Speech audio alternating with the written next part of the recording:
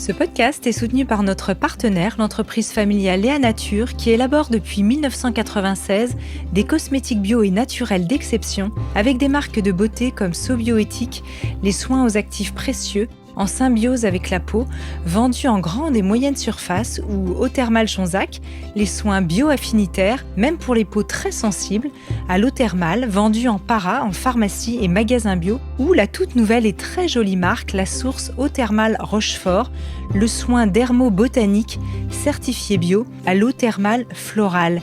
Un immense merci à Léa Nature.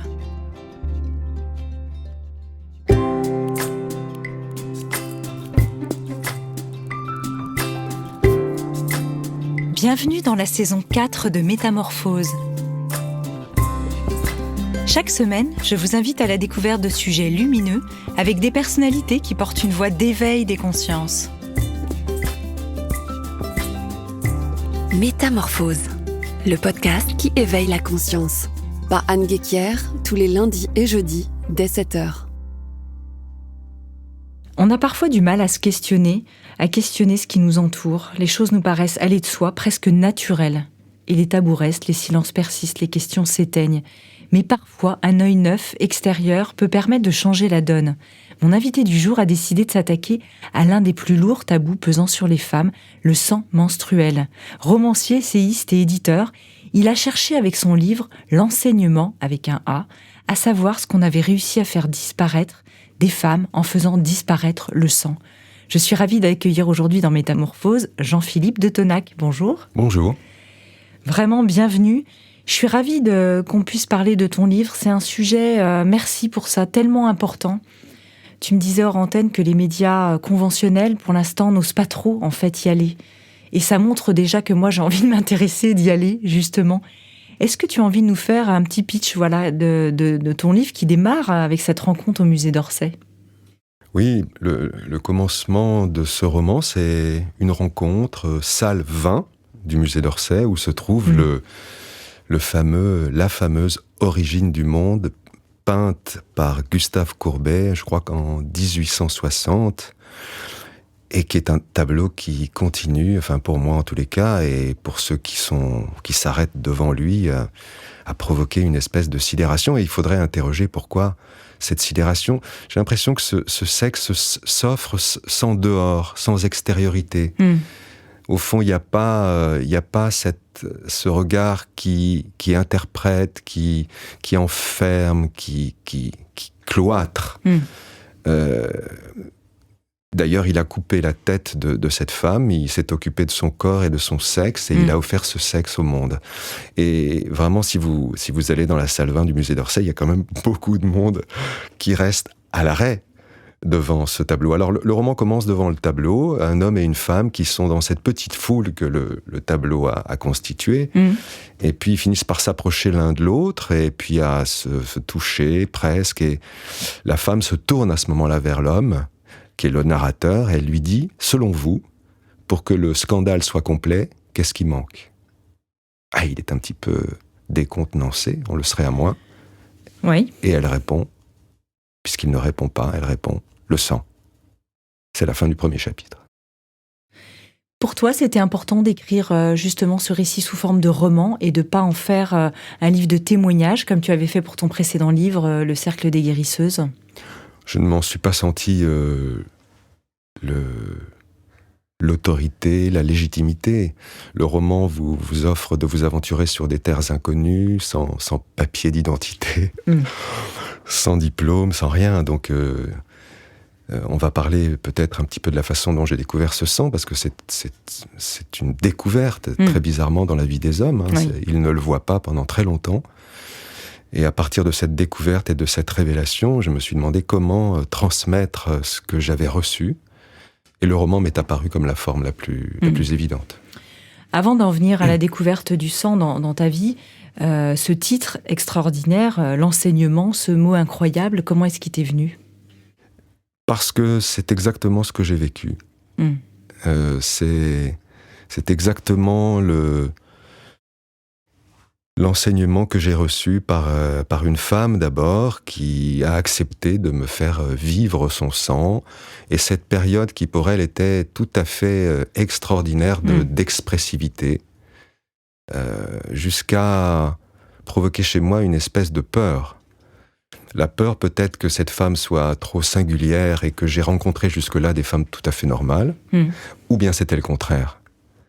Et je crois qu'à ce moment-là, mon approche du sang a été sous le mode de la stupeur et trop intellectuelle. D'ailleurs, j'ai commencé à penser à un roman qui était un gros roman énorme, bavard, intellectuel, fait de références.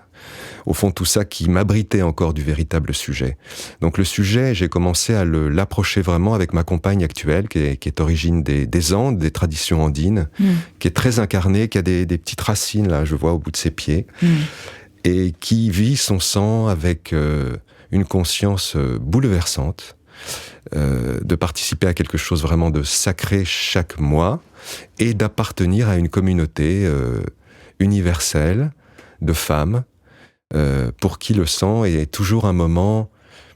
Je me souviens de quelqu'un qui m'a dit que le sang menstruel, c'était la mort de la naissance. J'ai trouvé que cette formule était assez étonnante, mais très belle.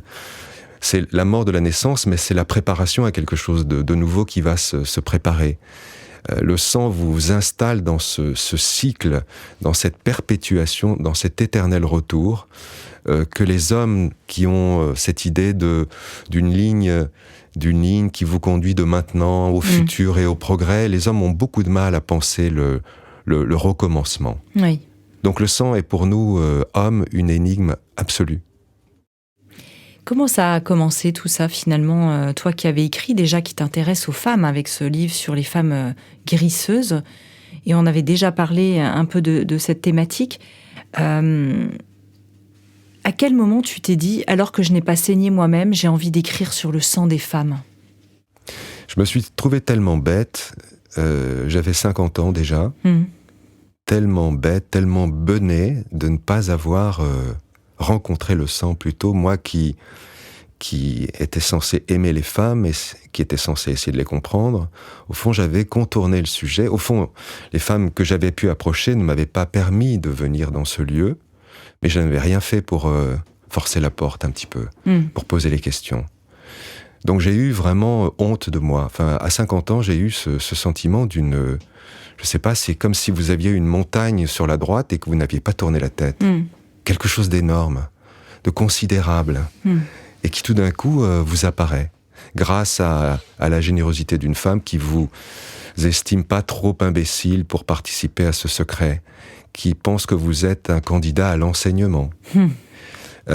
Donc, vous vous dites, parce que vous en parlez ensuite à vos proches, hommes, vous vous dites que tous les hommes sont un peu dans cette situation, en tous les cas dans la société occidentale, d'être coupés de ces réalités, très incarnées. On a une approche du corps qui est celle vraiment de zombies, quoi. On est dans nos corps sans l'être vraiment. On habite nos maisons corporelles d'une façon très distraite.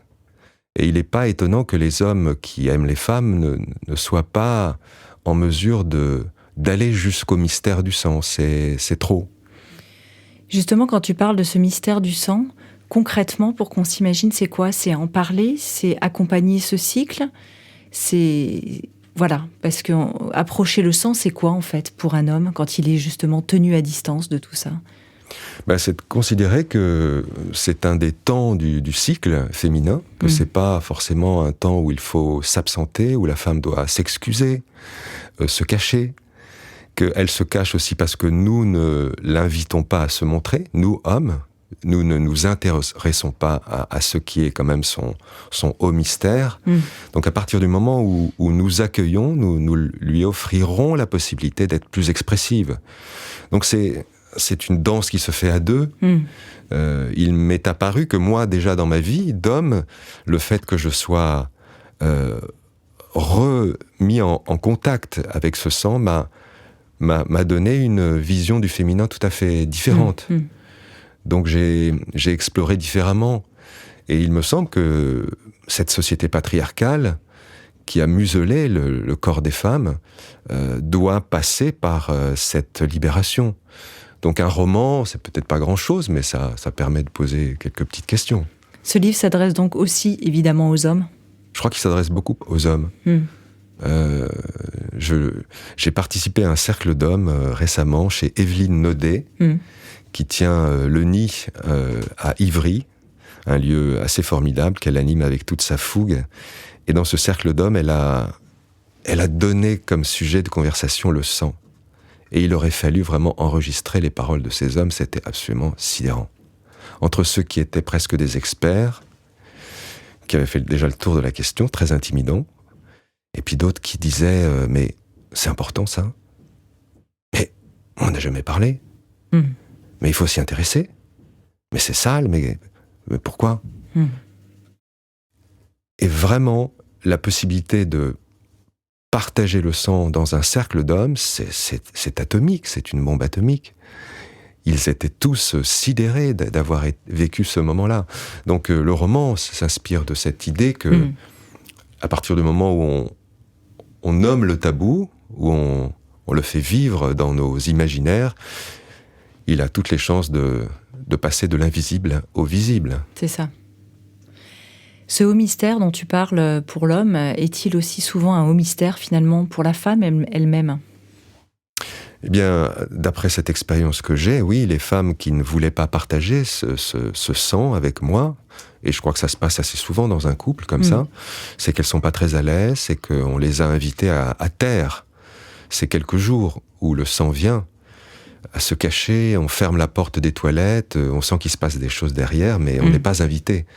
Et pourquoi aurait-on honte de quelque chose de si naturel ? Enfin, c'est absolument fou. Ça nous pose vraiment la question de l'incarnation. Pour moi, je crois que je suis tout à fait obsédé par la question de l'incarnation depuis que je suis dans ce monde, prendre corps. Et je sais que c'est une difficulté extrême de prendre corps. On vient au monde, mais je crois qu'on peut se retirer du monde sans avoir pris corps. C'est ça. Qu'on soit femme ou homme. Oui. Est-ce qu'il y a eu des époques où le sang n'était pas aussi tabou dans tes recherches, Jean-Philippe ? Oui, c'est ça que j'ai découvert, parce que forcément je suis allé lire, je suis allé me renseigner. Le sang, dans les sociétés premières, dans les sociétés... appelons-les les sociétés premières... le sang était le moment où les femmes se rassemblaient.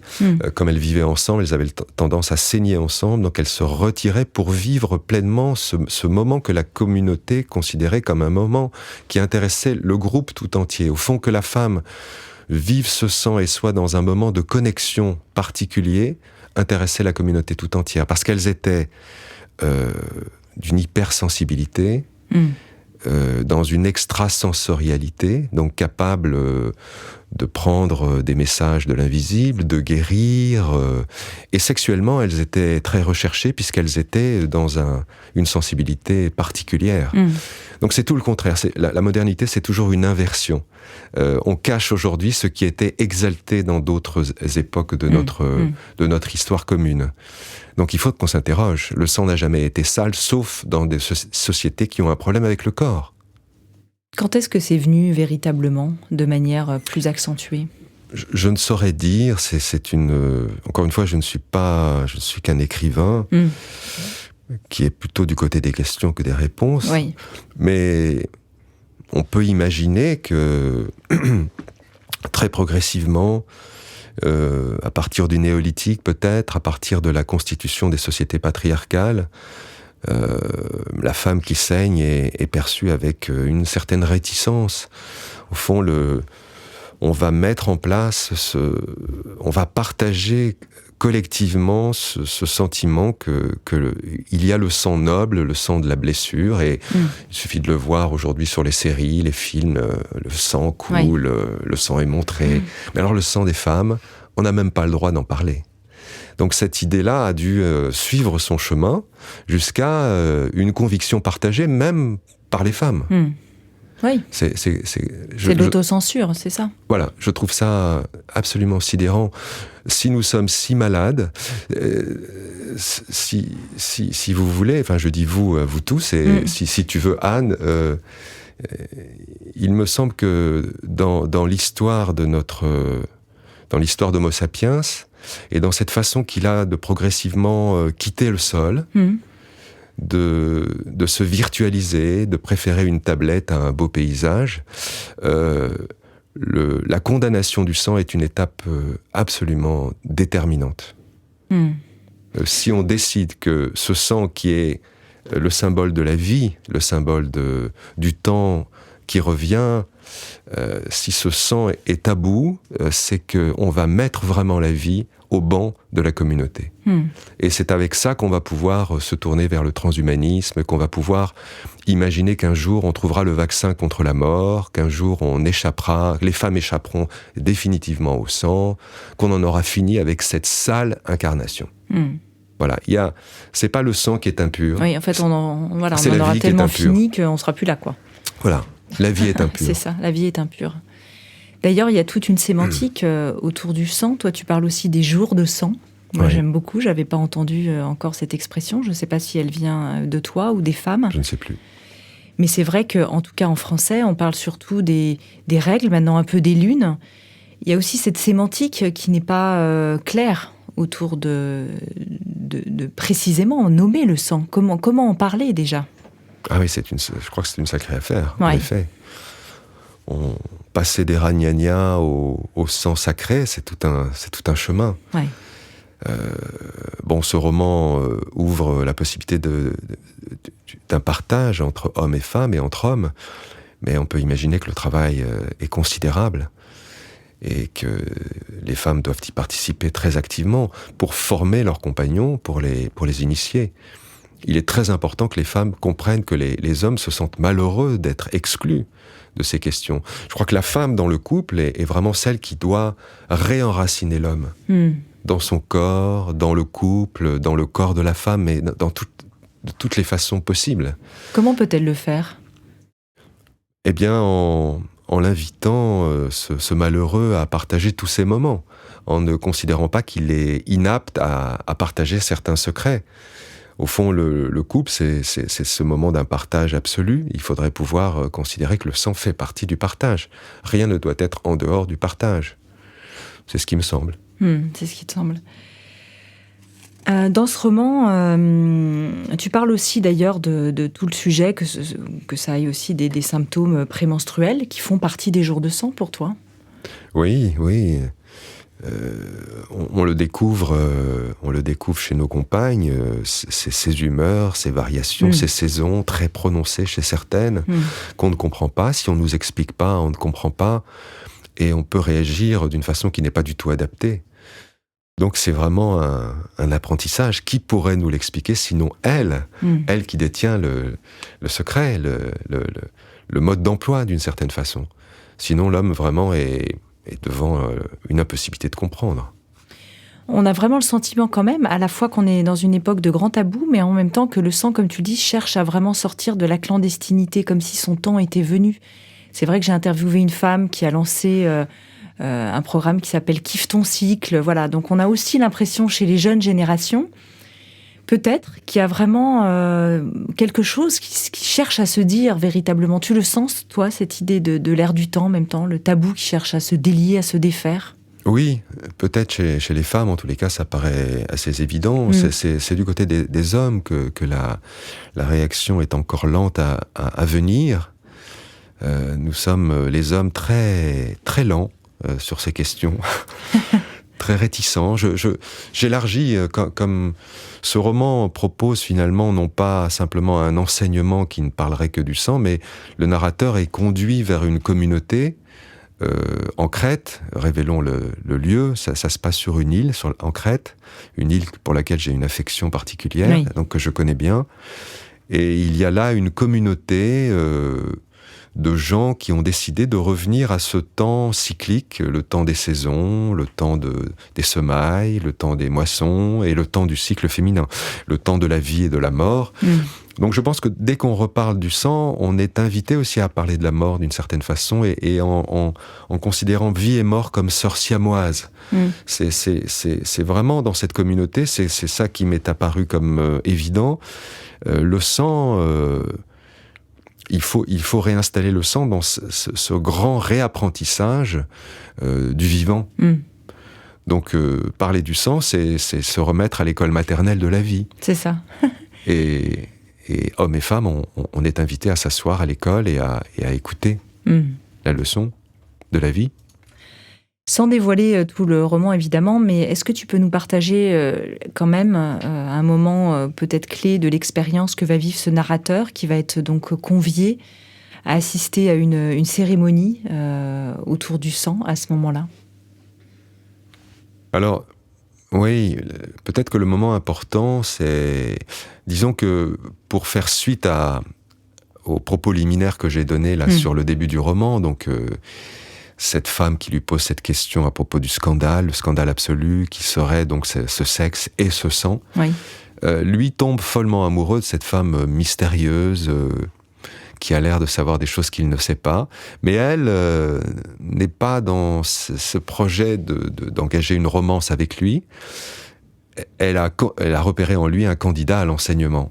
Et elle le guide, sans qu'il s'en rende tout à fait compte, vers l'idée de l'expérience qu'il va vivre en Crète.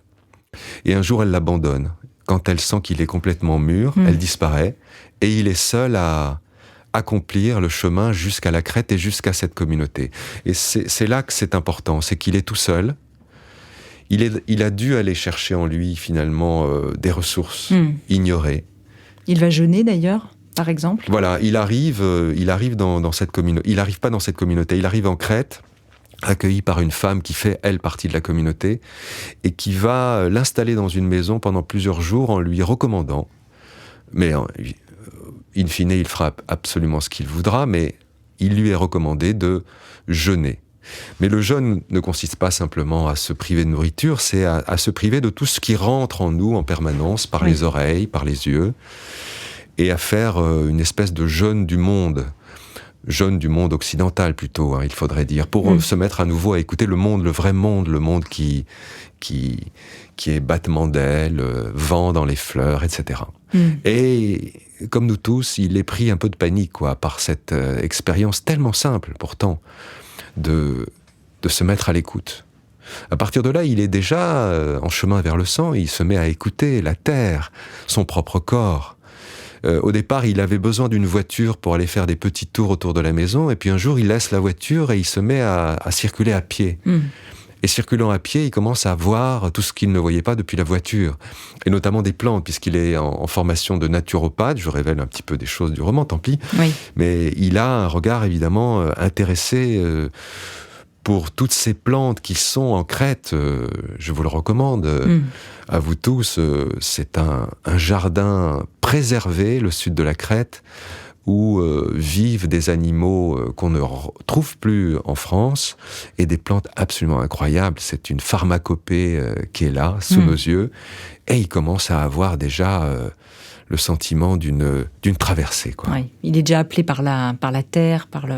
Oui, il a franchi quelque chose. Voilà. Et le jeûne a vraiment permis de l'entrée dans l'expérience. Donc quand il va rejoindre la communauté, ses oreilles se sont ouvertes, ses yeux se sont ouverts. Il est prêt. Il est prêt, oui. La communauté ne vit là à longueur d'année, ce n'est pas une expérience ponctuelle qui est faite. Alors il y a des gens qui sont là à l'année, et puis il y a des gens de passage comme lui, des gens qui viennent être enseignés, qui restent pas très longtemps. D'ailleurs, cette communauté n'a pas envie de grossir, donc on n'invite pas les gens à rester. Ils viennent prendre quelque chose et ils repartent. Sauf qu'ils sont tellement bien dans ce qu'ils vivent que beaucoup essayent de trouver une solution pour que l'expérience perdure. Oui. Quelle différence fais-tu entre la sororité et la fraternité, justement ? Qu'est-ce qui diverge ? Qu'est-ce qui unit les femmes, qui unit les hommes ? Tu parlais de cercle d'hommes tout à l'heure. Est-ce qu'on pourrait les réunir avec ce fameux terme de l'adelphité ? C'est beau. Je connaissais même pas ce mot. Je l'ai découvert il y a peu de temps, il y a à peu près 6 mois. Ouais. Eh bien, par exemple, je reviens à cette femme, Evelyne Naudet, là, qui organise des cercles d'hommes et également des cercles de femmes, et qui est en train de se dire que maintenant, l'étape d'après, c'est le cercle mixte. Et imaginer que dans un cercle mixte, une femme, justement, parle de ses règles, des douleurs qu'elle vit, des difficultés qu'elle a à en parler dans son couple, et qu'il y a là, autour d'elle, un groupe de gens qui connaissent, qui ne connaissent pas le sujet, qui l'abordent avec crainte ou pas, je pense que ça nous ferait progresser d'une façon extraordinaire. Ou si un homme parlait de ses difficultés qu'il a dans sa sexualité d'homme, dans ses peurs d'homme, qui sont si nombreuses, malgré les cuirasses qu'on croit voir. Sous les cuirasses, il y a les peurs gigantesques des hommes. Au fond, je suis en train d'écrire un livre sur les hommes. J'ai mis beaucoup de temps à m'intéresser au sujet, bizarrement. J'ai un rapport tellement difficile avec mon masculin et avec les modèles masculins autour de moi, que j'ai pas trouvé l'homme très, très sexy, quoi, très, très avenant. Les femmes m'ont toujours paru... tout ce que j'ai appris dans ma vie, je l'ai appris des femmes. Et puis aujourd'hui, j'ai un certain âge. Là aussi, je commence à écouter peut-être davantage et je me rends compte qu'il y a quelques hommes quand même qui ont commencé à travailler. Donc je me suis approché d'eux.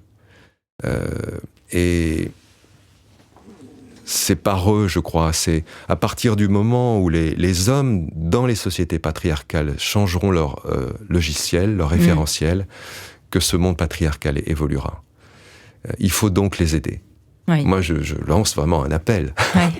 Qu'est-ce que tu as vu comme changement intérieur, justement, chez les hommes qui ont approché le sang, et toi en particulier aussi, de bouleversement et vraiment de transformation, pour que ça donne envie, parce qu'il faut qu'il y ait aussi un désir. Oui, je comprends la réticence, la difficulté de s'en approcher. Le tabou est là, il est inscrit en nous.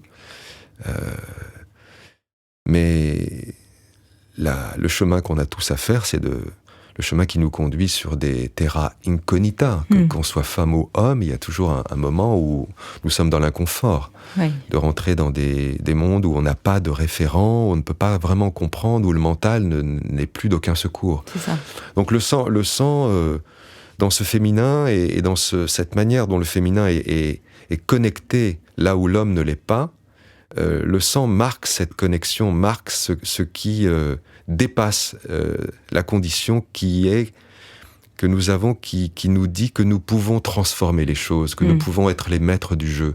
Le sang nous renvoie à ce qui nous dépasse, nous réinstalle dans l'infiniment grand, je crois tout naturellement. Oui. Il y a d'autres choses qui nous y réinstallent, mais le sang manifestement nous déborde. C'est pour ça qu'il fait si peur.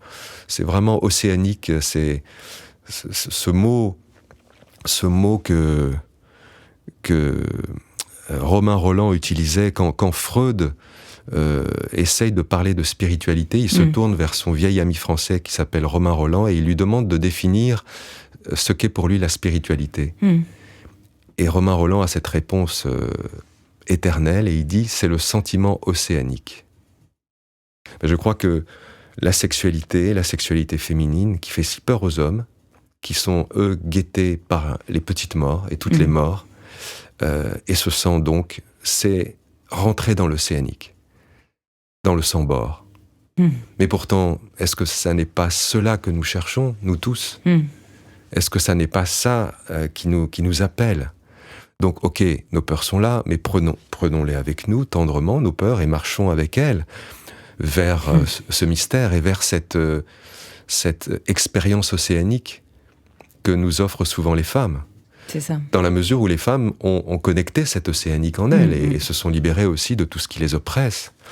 C'est vraiment une danse à deux, on ne pourra progresser qu'ensemble. Alors en parlant de danse, il y a une autre danse un peu particulière dans ce livre et qui est importante aussi pour les hommes, c'est cette danse ou confrontation entre deux virilités, une du narrateur qui est peut-être moins incarné, plus en recherche, et l'autre qui est plutôt dans un masculin qu'on pourrait qualifier peut-être de toxique, avec cet autre personnage, Henri. Et voilà, qu'est-ce qui se joue en fait entre eux ? Eh bien, cet Henri, je l'ai rencontré souvent. Alors, il peut être un peu en moi aussi. Je pense qu'il y a en chacun de nous un prédateur qui peut se réveiller. Donc, il ne s'agit pas de parler de l'autre, il s'agit de parler de nous. Je crois que mon féminin est suffisamment puissant peut-être pour avoir empêché Henri de s'exprimer trop violemment. Mais je crois que cet Henri est un peu partout présent. Et en ce moment, on le voit bien dans le monde, ouais. Henri. Ce qui, en tant qu'homme, la chose qui m'a le plus terrorisé du monde masculin, c'est ce que j'appellerais la prédation par la parole. C'est cette idée que les hommes ont de pouvoir prendre la parole sans jamais la rendre, de parler, de nous noyer dans leur flot de paroles.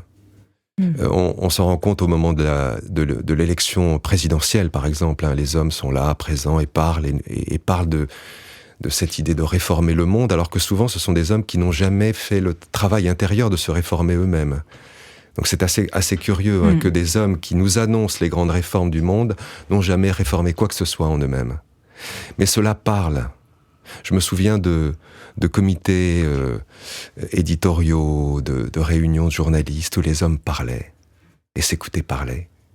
Et pour moi, je me sentais abusé par l'oreille, quoi. Cette parole rentrait malgré moi, et je pensais aux femmes qui étaient abusées sexuellement. Je sentais quelque chose de très sexuel là-dedans. Je n'avais pas le choix de repousser cette parole qui rentrait par mes oreilles. Ouais, c'est sans consentement, on subit cette parole. On subit. Et il faut aussi que les hommes apprennent à se taire. Le jeûne du monde dont je parlais, c'est apprendre à se taire. Il faut que les hommes apprennent à se taire. Ils ont des choses à dire, ils ont l'art de la rhétorique, mais pour autant, ils n'ont pas forcément le droit de parler plus qu'ils ne peuvent parler. La possibilité que les silencieux, que tout l'invisible du monde s'exprime, c'est à la condition qu'on arrête de parler. Et aujourd'hui, ceux qui parlent, ce sont encore les hommes partout, puisqu'ils ont les commandes, qu'ils ont le pouvoir partout. Au fond, la mue est très très lente, et les femmes sont très très loin d'avoir encore pu faire entendre cette océanique, cette force océanique qui les habite. Donc, oui, le masculin, c'est assez terrifiant dans cette façon qu'il a de légitimer ses actes de prédation. Et il ne faut pas qu'il pense que simplement d'abuser une femme est la seule prédation. Leurs prédations sont toutes formes de prédation possibles. On pense évidemment à la terre. Je pense au maître tantrique Barry Long qui faisait vraiment clairement cette image, enfin qui donnait cette image du viol de la terre avec les machines, avec le fait que voilà, il y a plus en plus d'intrants, qu'on met des pesticides, etc. Et on ne laisse jamais la terre se reposer, on ne respecte pas son cycle de la terre-mère. Exactement. Mais encore une fois, on peut ressentir une certaine violence à la vue de ce qui est sous nos yeux. Moi, je serais une femme, je serais une féministe enragée, j'aurais envie de tuer. Bon, mais c'est peut-être pas... Tu es un féministe enragé quand même, d'une certaine manière. Alors oui. Sans être une femme. Oui, mais j'essaye de trouver la voie pacifique. Oui, sans violence. Et il me semble que, et c'est pas pour dire que c'est aux femmes de faire ce que les hommes ne font pas, mais il faut comprendre que ces hommes qui se comportent si mal n'ont aucune idée de ce qu'ils font. Mais aucune idée. Alors comment imaginer un changement si l'homme n'a aucune idée qu'il nous abuse par sa parole, lorsqu'il laboure un champ, il est en train de profaner un espace sacré. S'il ne peut pas le comprendre, comment est-ce qu'on fait ? Voilà. Et donc ces hommes souvent vivent avec des compagnes ou des compagnons. Il faut faire en sorte qu'à deux, on essaye de se changer. Mais n'essayons pas de les attaquer de front puisqu'ils ne comprennent pas.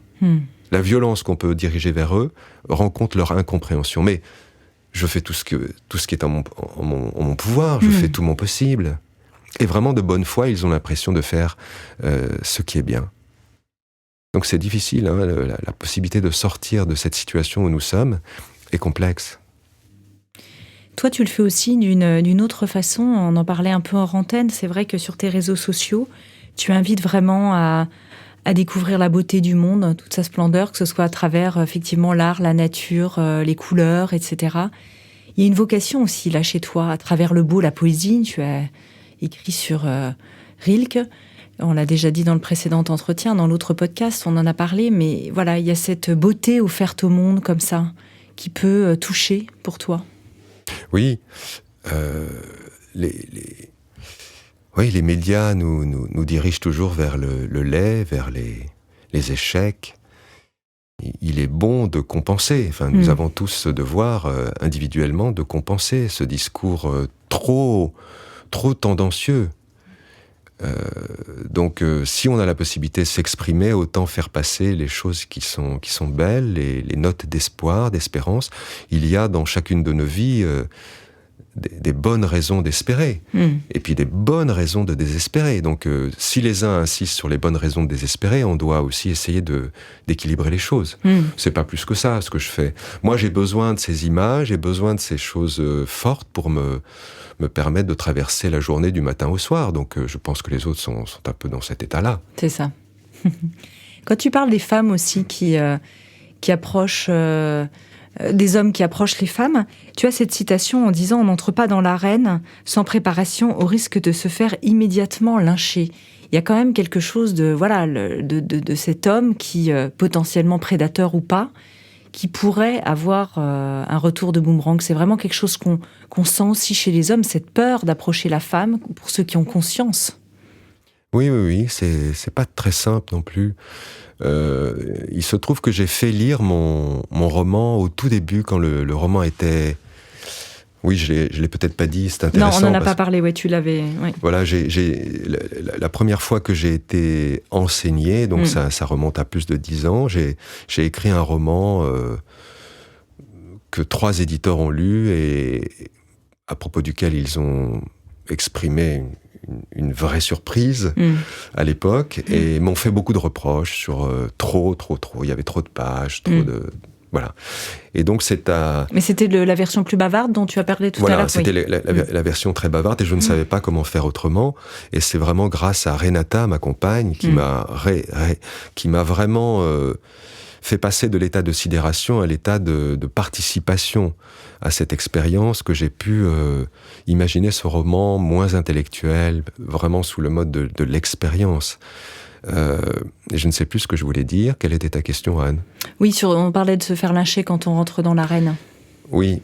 Que c'était difficile parfois d'approcher sur ces sujets polémiques. Oui, alors voilà, quand j'ai terminé ce roman, c'était au mois de mai 2020, j'ai pensé tout de suite à ma fille, qui a 30 ans, et qui est extrêmement engagée dans les féminismes. Elle a une espèce de géopolitique des féminismes qui me surprend beaucoup. C'est une jeune femme très, très belle, très, très combattante. Je me suis dit, d'abord, on va pouvoir parler du sang ensemble, et ça sera une sacrée expérience pour moi. Et puis elle va me dire un petit peu comment je suis légitime sur un sujet pareil.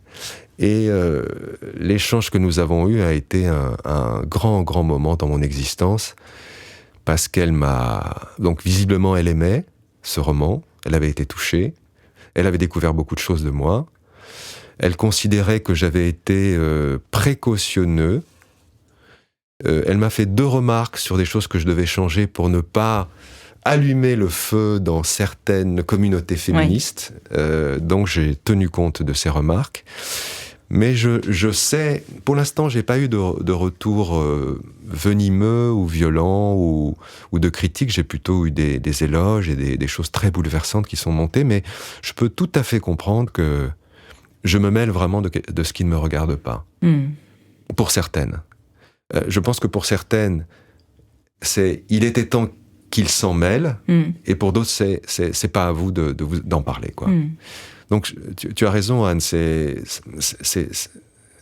marcher sur la corde avec un balancier, c'est difficile. Beaucoup louent ton courage, quand même, aussi, d'avoir abordé ce sujet, j'ai vu sur les réseaux sociaux, en disant... Une certaine inconscience, oui. C'est ça. Et en même temps, je trouve ça très beau, ce partage, là tu en parles, de transmission père-fille, alors qu'on a le sentiment que... et fille-père, parce qu'elle a 30 ans, effectivement, elle n'est plus une petite fille, ni même une jeune fille, elle est vraiment pleinement une adulte. Et je trouve ça puissant. Souvent, on dit, tiens, les questions, quand t'as un garçon, c'est toi qui vas parler de la sexualité à ton fils, et puis quand t'es une mère, c'est toi qui vas parler des règles à ta fille. Il y a un peu un truc comme ça. Une sorte de répartition des rôles dans la famille. C'est vrai. Et là, finalement, quel rôle pourrait jouer le père dans l'enseignement ? Ah, mais c'est clair qu'il faut qu'il montre à sa fille que ça l'intéresse aussi, qu'il n'en est pas exclu. Si elle considère que chez ses parents, il y a celui qui est là pour en parler et l'autre qui est ignorant du sujet, elle va perpétuer finalement ce dispositif. C'est ça. Et donc, il y a quelque chose de fort, peut-être encore là pour aller plus loin à ce niveau-là. Parce que absolument. Ouais. On parle aussi des cercles d'initiation des jeunes filles au sang. Donc, moi, c'est quelque chose que j'ai pratiqué aussi à la maison avec mes filles quand elles ont eu leurs premières règles. Bien que je trouvais que des cercles d'initiation, quand elles sont encore très jeunes, elles ont été réglées assez tôt dans leur cas, étaient un peu particuliers pour des très jeunes filles. Voilà. Donc, il y a aussi toutes ces questions qui viennent, le bon âge, les bons mots, etc. Mais c'est vrai qu'on était dans un cercle de femmes et je n'ai pas pensé finalement que le père aurait pu être présent, tu vois. Maintenant, là que tu me parles de la transmission avec ta fille, je me sentais entièrement responsable toute seule de cette transmission, en excluant l'homme. Non, c'est vrai que les pères sont absents là aussi, quoi, et c'est pas facile pour eux tout d'un coup d'avoir le sentiment qu'ils peuvent apporter leur touche, un complément, c'est difficile. Oui, c'est ça. Il y a une grande invitation à la douceur dans ton roman, justement. Ça m'a fait penser à cette interview que j'ai faite de Sophie Fontanelle, Capitale de la douceur, à vivre une forme de nudité, de vulnérabilité aussi, cet appel à retrouver ça, à retrouver une forme de douceur aussi originelle qui habite en nous.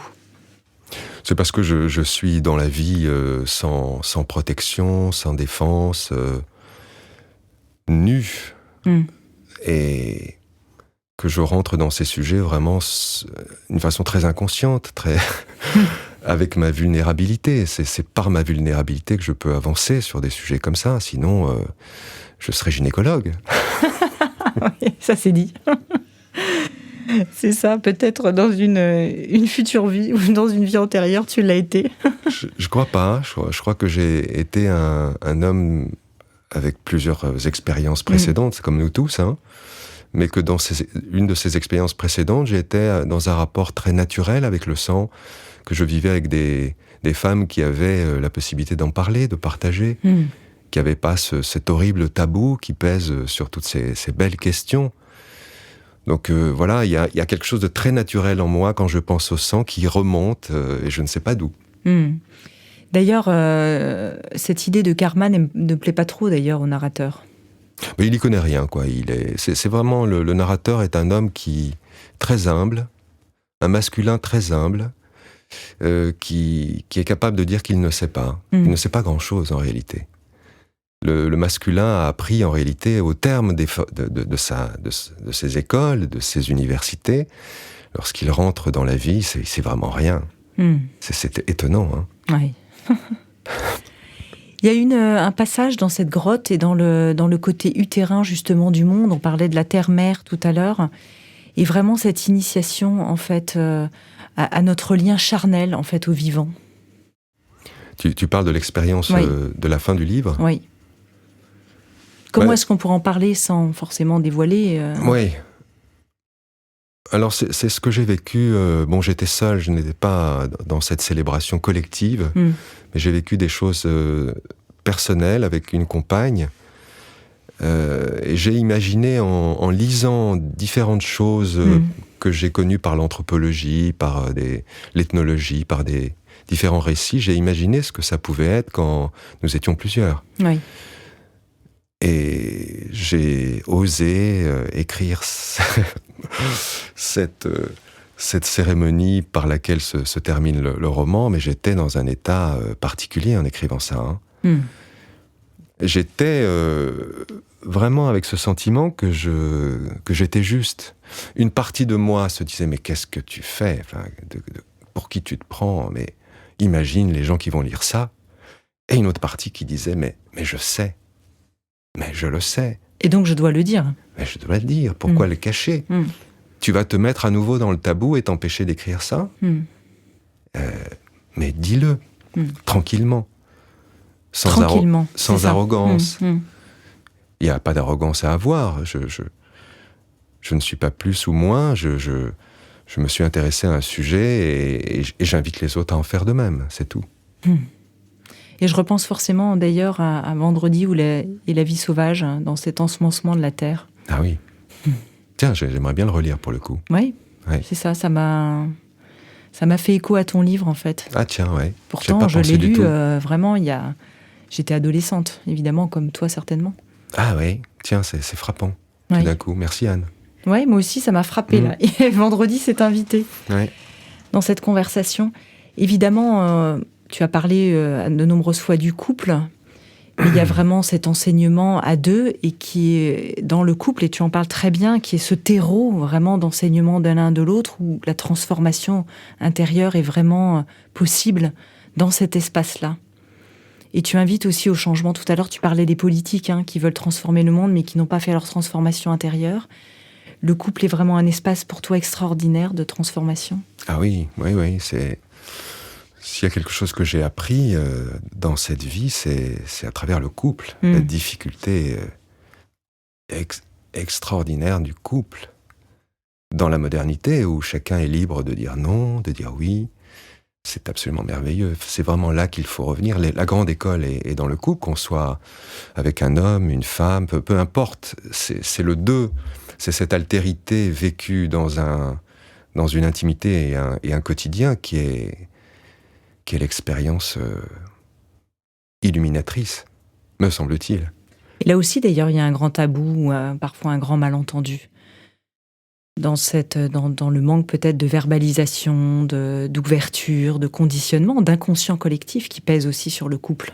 Alors peut-être que les jeunes générations sont plus à même de faire monter les choses jusqu'aux mots, jusqu'au partage par les mots, que nous ne l'étions et que l'étaient nos parents.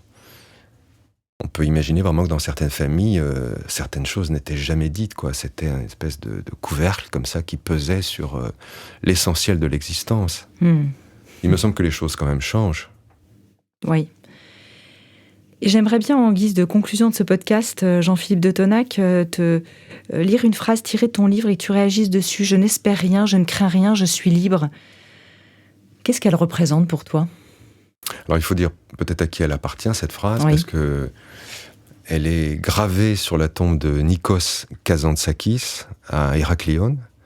Donc c'est très drôle parce que cet homme feu, alors Kazantzakis c'est le volcan, quoi. Il faut revenir à Kazantzakis. Je recommande de lire Zorba le grec. Il y a une déperdition dans le passage de l'écrit au film, au merveilleux film avec Anthony Quinn, mais le roman est d'une puissance incroyable. Il rencontre vraiment, le narrateur rencontre vraiment un homme libre, femme, homme, sans aucune restriction. Et lui qui est un intellectuel, qui est vraiment dans sa tête, il rencontre un corps, quoi. C'est une confrontation qui m'a vraiment évidemment parlé, quoi. Une tête qui rencontre un corps. C'est ça, Zorba le grec. Oui. Et pour toute cette œuvre volcanique, Kazantzakis a été exclu de l'église orthodoxe, et donc il n'a pas eu le droit de citer dans le cimetière orthodoxe d'Héraclion, et on a mis sa tombe à côté, loin. C'est fou. Et donc c'est sur sa tombe qu'on découvre ces trois phrases puissantes, évidemment qui parlent. Je les ai mises quelque part dans le roman, vous les découvrirez, mais quand je les ai découvertes moi-même, elles m'ont parlé profondément, comme cet écrivain m'a parlé profondément. C'est un écrivain aussi très charnel, Kazantzakis. Il a une approche du Christ très très charnelle. C'est un Christ avec un corps qu'il a aimé. Ah, c'est fort. Est-ce qu'il y a quelque chose que tu as envie de rajouter dans cet enseignement qu'on aurait pu oublier en passant ? C'est l'idée, j'y reviens, mais que il faut aider les hommes. Ouais. Il faut aider les hommes. Leur arrogance, d'une certaine façon, ils n'en sont pas responsables. Je dirais vraiment que le dindon de la farce dans la société patriarcale, c'est pas la femme, c'est l'homme. Il a eu l'impression de tomber du bon côté. Et c'est là qu'il commence à comprendre qu'il n'est pas du bon côté. Que les femmes ont commencé à travailler et qu'il est très très loin d'avoir pris la mesure de ses ignorances. Et en même temps, en t'entendant dire ça, moi j'entends des hommes en errance par rapport à leur masculinité, qui ne savent plus, qui ont envie de se mettre en chemin, qui sont conscients, mais qui du coup sont complètement déboussolés par rapport à ce qui se passe, en disant comment je dois me positionner, où suis-je par rapport à tout ça, en fait, qui n'osent plus, qui ne savent plus. Oui, c'est assez passionnant et très douloureux. Vous quittez des assignations à identité. Hein, on a voulu que vous soyez ceci à la naissance, et vous errez vers la possibilité d'une autre identité. Et dans ce moment où vous n'êtes rien, avec un A privatif, hein, vous êtes à tout. Vous ne supportez plus qu'on dise de vous que vous êtes homme, femme, ceci, cela, quoi. Vous êtes non identifiable, et vous marchez jusqu'à une possible identité, mais qui doit venir de l'intérieur. Et c'est un moment à la fois très beau parce qu'il ressemble à la vérité de notre condition, et très inconfortable. C'est ça. Mais il faut aider les gens dans cette traversée. On ne doit pas arriver à Compostelle, on doit marcher. Compostelle n'est pas le but du voyage. Le but du voyage, c'est chaque pas qu'on fait. Donc cette traversée identitaire, c'est notre condition. On est en train de faire ce travail pour se libérer de tous ces formatages, mais c'est là qu'il faut qu'on habite. Donc, ce qui est souvent choquant, c'est que des gens qui se sont libérés d'une identité songent tout de suite à se projeter dans une nouvelle identité avec une véhémence comme ça, une arrogance. Ça fait un petit peu mal. Je ne suis pas homme, je ne suis pas femme, je suis quelque chose qui est entre deux, qui est tout ça. Et alors, quoi ? C'est ça. Je vois autour de moi des hommes que je connais, pour certains, depuis 10, 20 ou 30 ans, que je considérais comme forts, virils, des hommes, on leur raconte pas, quoi. Et je les vois pleurer en ce moment, pas pleurer de dépression ou de détresse, mais pleurer d'accueil de leur vulnérabilité, voilà. Oh, qu'est-ce que c'est bon, aussi, de voir ça. Ouais. Et pour eux, c'est très bon. Très. Ouais. C'est l'âme, c'est un sang qui coule aussi. C'est un sang qui coule, et je les vois pleurer sans honte, sans s'excuser aussi. Sans se cacher. C'est bon. Donc il y a vraiment, ça bouge, quoi. Écoutons les hommes pleurer, au lieu de parler. Invitons les hommes de passer de la parole aux pleurs. Les grandes révolutions sont des révolutions intimes, hein. Le monde changera quand il se passera ces petites micro-révolutions dans la vie des hommes et des femmes. Merci infiniment Jean-Philippe de Tonac pour cet entretien passionnant sur un sujet qu'on se prive souvent, trop souvent d'aborder, qui pourtant est d'une importance capitale pour le vivre ensemble aussi, comme on l'a évoqué. Je rappelle que ton dernier livre, L'enseignement avec un A, est paru aux éditions Guitry et Daniel. On peut le retrouver évidemment en librairie, sur Internet. Et pour tous les auditeurs et auditrices qui voudraient suivre ton travail de plus près, s'inspirer des œuvres que tu partages, ça se passe sur ton Facebook et aussi sur Instagram. Merci beaucoup Jean-Philippe. Merci beaucoup Anne. Si vous avez aimé ce podcast, n'hésitez pas à lui donner 5 étoiles sur Apple Podcast ou sur votre plateforme préférée.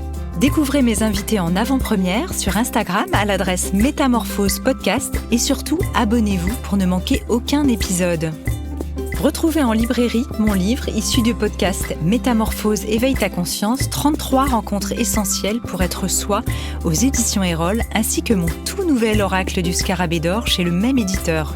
Et enfin, pour nous soutenir, participer au cercle de discussion ou rencontrer en direct nos invités, rejoignez dès maintenant la tribu Métamorphose à l'adresse patreon.com/métamorphose. Merci. Métamorphose, le podcast qui éveille la conscience. Par Anne Guéquière, tous les lundis et jeudis, dès 7h.